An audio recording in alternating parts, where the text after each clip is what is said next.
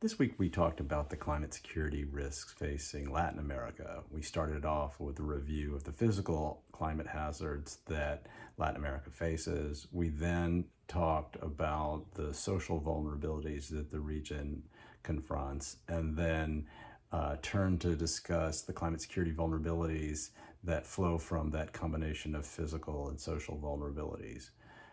We spent some more time discussing the particular challenges that Central America faces, and we had a series of readings focused more on Central America, particularly focused on the connection between climate change and migration, which followed on from a piece that I contributed to. And then we close with a discussion of what to do about these climate security challenges in the region.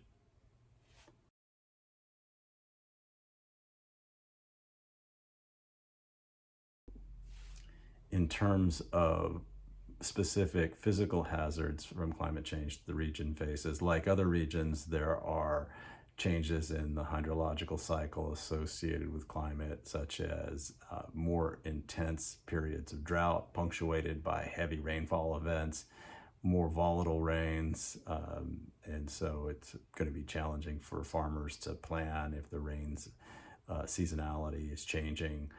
Those are some of the challenges in the region. There are also risks from extreme weather events associated with hurricanes, and we see that facing the Caribbean as well as Central America. There are also specific risks for coastal communities associated with coral bleaching offshore, particularly in the Caribbean and Central America. And then there are particular changes in the hydrological cycle over the Amazon that are of specific concern given the centrality of that forest for both biodiversity, carbon sequestration, and the hydrologic cycle and rainfall in Brazil. And so there are concerns that the combination of factors, both deforestation and climate change, are contributing to a savannization of that tropical rainforest, and there could be considerable changes that flow from that in terms of declining rainfall that could affect nearby cities such as Sao Paulo, and other ways in which the forest structure would change for the worse over time. An addendum to that point on the Amazon is the risk of more extensive wildfires, which would degrade the capacity of the forest to function as a carbon sink and to provide for those other ecosystem services such as hydrologic cycle regulation and rainfall patterns.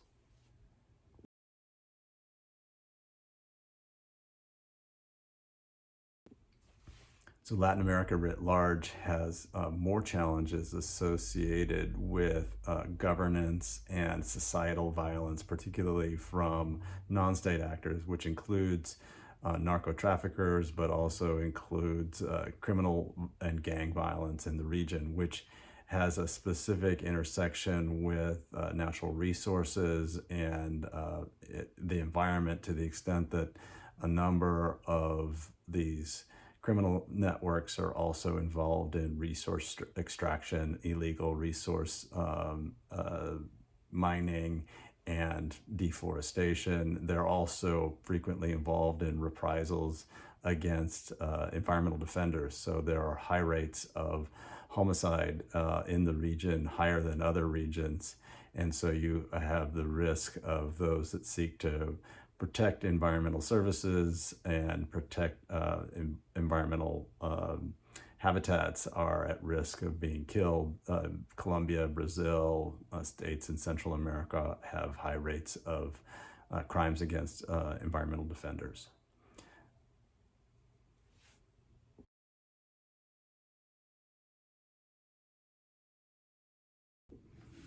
So some of the social consequences that flow from these climate vulnerabilities include declining agricultural production, which in turn may incentivize people to move first to the cities, but maybe even transnationally as their incomes in the agricultural sector become more unreliable and less profitable.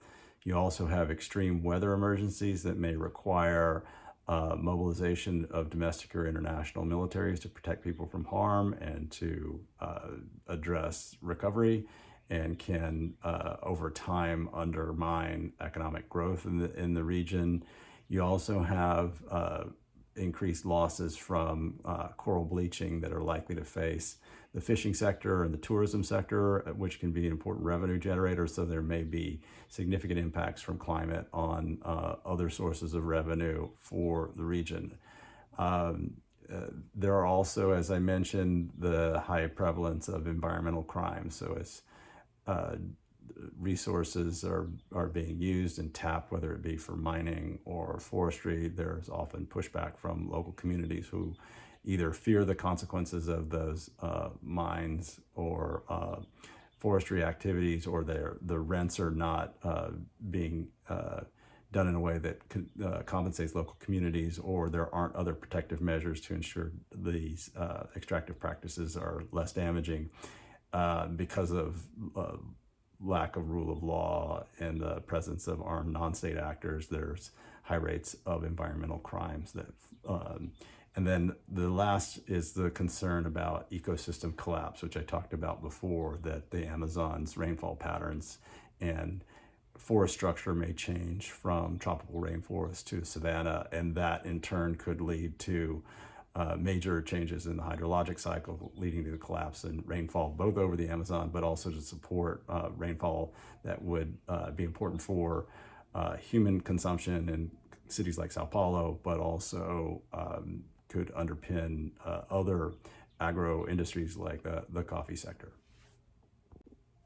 Climate change may also facilitate increased incidence of disease, and that disease burden could be felt not only by human populations who might be subject to expanded range of disease vectors like mosquito-borne illnesses such as Zika or malaria, but there are also, as we see happening in Central America, expanded range and prevalence of coffee rust, which is, and other diseases that may affect agricultural products that Central America faced in recent years that undermined the coffee harvest.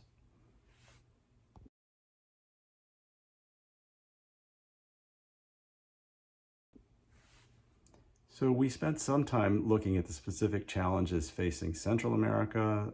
Central America had a high outward migration crisis in the 2010s, and a paper that I contributed to along with other co-authors suggested that drier and hotter than normal conditions in Central America in that period were associated with outmigration to the United States, even when you take into account other risk factors such as localized violence and rates of poverty. So we found in that work, using different metrics to assess drier and hotter than normal conditions, that those findings were relatively robust to different model specifications. And that leads us to conclude that climate can be an important contributor to migration patterns. And this is something that has been mooted in the popular press in recent years.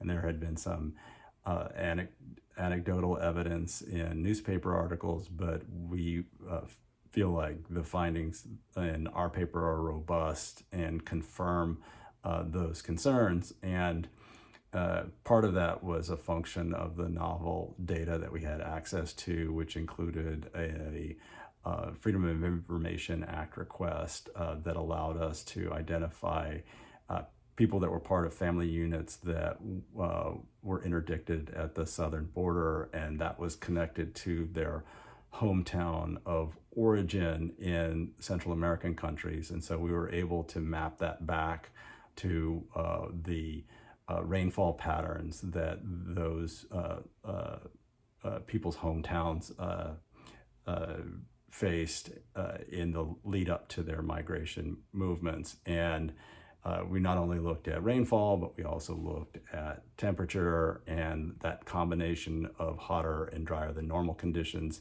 compared to previous normal conditions was associated with more out-migration to the United States.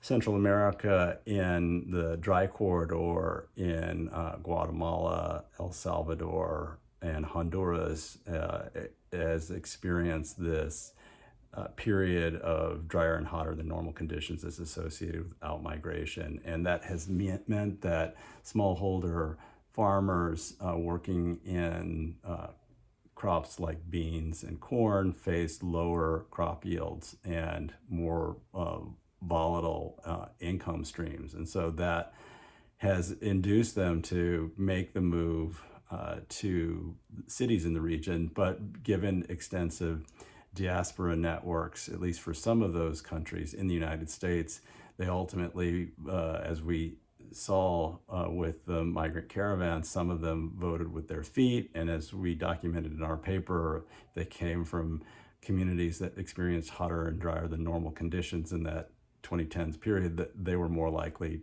to move to the United States than people from communities who were experiencing more regular rainfall.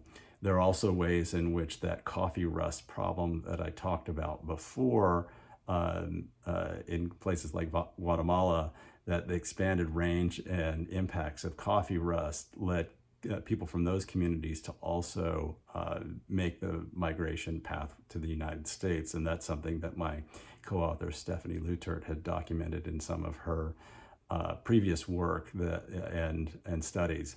So as we think about the specific risks of Central America, those intersect with other important drivers, although we find the hotter and drier than normal conditions is a more powerful explanation. But there are other drivers like local violence. We know the gang violence and high rates of murder in the region are another factor that meant that people in those rural communities who moved to the cities didn't necessarily feel safe there, and have decided to seek other paths for their lives and the lives of their children by walking to the United States. And that was done at great peril, and obviously has been politicized in recent years, that may make those movements in the future more difficult, but raises an interesting question about what would be the appropriate remedies if we think that there are going to be persistent risks for smallholder agriculture in the region. And I'll talk about that in a second.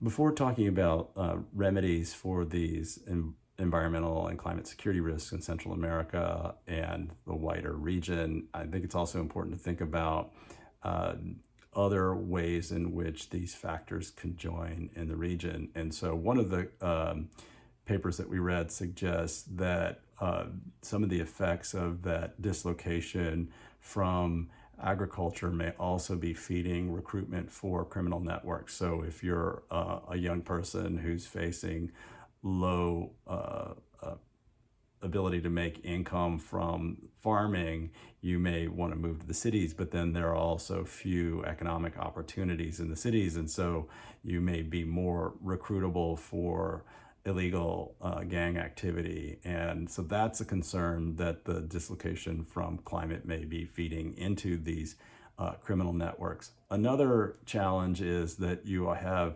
really high patterns of unequal land distribution in some countries, and that may be worsening. For example, one of the papers documents the extraction by the Nicaraguan regime of smallholder agriculture's plots, presumably in the service of a plan to build a competitor to the Panama Canal, but maybe to redistribute the land to allies of the left-leaning Sandinista government that's ruling Nicaragua at the moment. And so the challenge in different country context of highly unequal land distribution is that the poor farmers may already have some of the least good agricultural plots, and those are also subject to enhanced climate risks. So in the absence of wider efforts to redistribute land more equitably in those societies, and indeed in the Nicaraguan case to make it even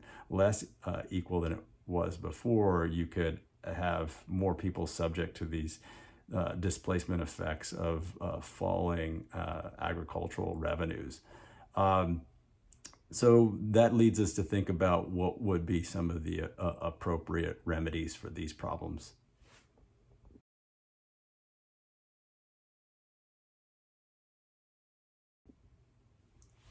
So, as we think about what to do about climate security risks in the region, it's also helpful to reflect on recent practice of international donors. You've got a region characterized by low levels of public trust in the government, low levels of tax revenue, high levels of non-state actor violence. But there's variation and there's some success stories. There are countries like Costa Rica and Panama that have done terrific work to both protect natural areas and have more forms of models of governance and democratic trajectories that other countries might want to emulate. You've had the experience of Brazil under Lula, which has had some success on several occasions in his first times in office and his return to government, of being able to come to grips with deforestation, which has come down in both of the periods that he's led the country.